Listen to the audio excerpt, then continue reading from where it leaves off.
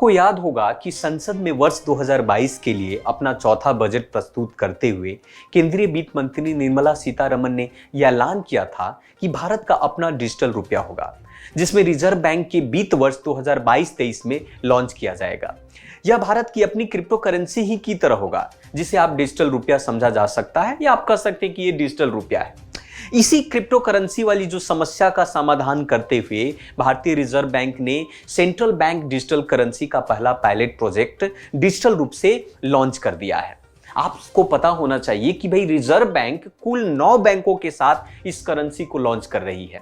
इसमें भारतीय state bank है, बैंक ऑफ बड़ौदा है, यूनियन बैंक ऑफ इंडिया, आपका HDFC bank, ICICI bank, Kotak Mahindra bank, yes bank और IDFC का फर्स्ट बैंक तथा HSBC बैंक शामिल हैं।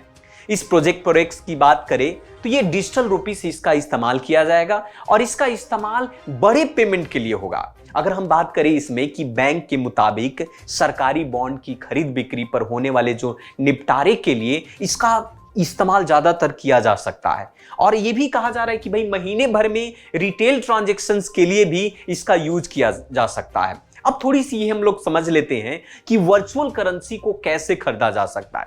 जैसे कि उदाहरण के तौर पर हम सभी को पता है कि 10 रुपया का 20, 50, 1000 या 100, 500, 2000 के नोट हमारे मार्केट में अभी शामिल है रिजर्व बैंक ऑफ इंडिया के अनुसार। उसी की वैल्यू और डिनोमिनेशंस में डिजिटल रुपया भी होगा।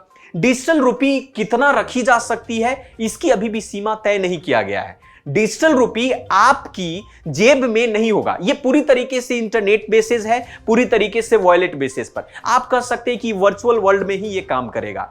आपको बता दें कि इस करेंसी के पीछे RBI की गारंटी होगी, यानी कि बिटकॉइन जो क्रिप्टो करेंसी था उसमें RBI ने उसको लीगल टेंडर नहीं माना था, है ना। इसे खरीदने के लिए पूरी तरीके से सेफ है, RBI इसकी गारंटी लेती है। मैं आपको यह भी बता देना चाहता हूं कि जो ब्लॉकचेन तकनीकी से निर्मित डिजिटल करेंसी को अन्य क्रिप्टो करेंसी के एसेट की तरह ये डिजिटल वॉलेट से दूसरे वॉलेट में ट्रांसफर किया जा सकता है, जैसा कि आप लोग UPI के माध्यम से करते हैं।